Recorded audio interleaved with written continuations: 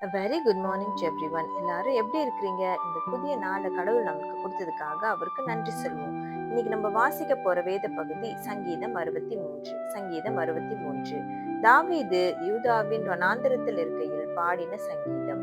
தேவனே, நீர் என்னுடைய தேவன். அதிகாலமே உம்மை தேடுகிறேன்.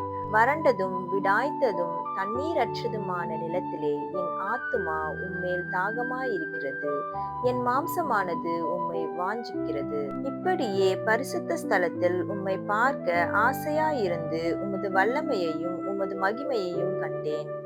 ஜீவனை பார்க்கிலும் உமது கிருபை நல்லது. என் உதடுகள் உம்மை துதிக்கும். என் ஜீவனுள்ள மட்டும் நான் உம்மை துதித்து உமது நாமத்தை சொல்லி கையெடுப்பேன். இன்னத்தையும் கொழுப்பையும் உண்டது போல என் ஆத்துமா திருப்தியாகும். என் வாய் ஆனந்த களிப்புள்ள உதடுகளால் உம்மை போற்றும். என் படுக்கையின் மேல் நான் உம்மை நினைக்கும் போது சாமங்களில் உம்மை தியானிக்கிறேன். நீர் எனக்கு துணையாயிருந்ததினால் உமது செட்டைகளின் நிழலிலே களி கூறுகிறேன். என் ஆத்துமா உம்மை தொடர்ந்து பற்றி கொண்டிருக்கிறது.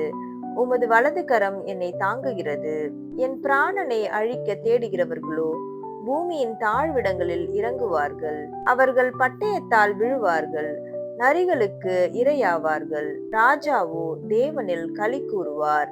அவர் பேரில் சத்தியம் பண்ணுகிறவர்கள் யாவரும் மேன்மை பாராட்டுவார்கள். பொய் பேசுகிறவர்களின் வாய் அடைக்கப்படும். ஆமேன். சங்கீதம் 63. ஜெபம். அன்புள்ள இயேசப்பா, இந்த புதிய காலை வேளையை நீங்க எங்களுக்கு கொடுத்திருக்கிறீங்க. அதுக்கு நமக்கு நன்றி செலுத்துகிறோம். இந்த நாள்ல எங்களை நாங்க உங்களுடைய கருத்துக்களாக முழுமையாக ஒப்பு கொடுக்கிறோம். உங்களுடைய ஆளுகை எங்களோடு கூட இருக்கட்டும். உங்களுடைய பரிசுத்தக்காரம் எங்களை வழி நடத்தட்டும். நீங்க பொறுப்படுத்திக் கொள்ளுங்க, வழி நடத்துங்க, பலப்படுத்துங்க. இயேசுவின் மூலம் ஜெபம் கேட்கிறேன் பிதாவே. Amen. Have a good day. Thank you so much.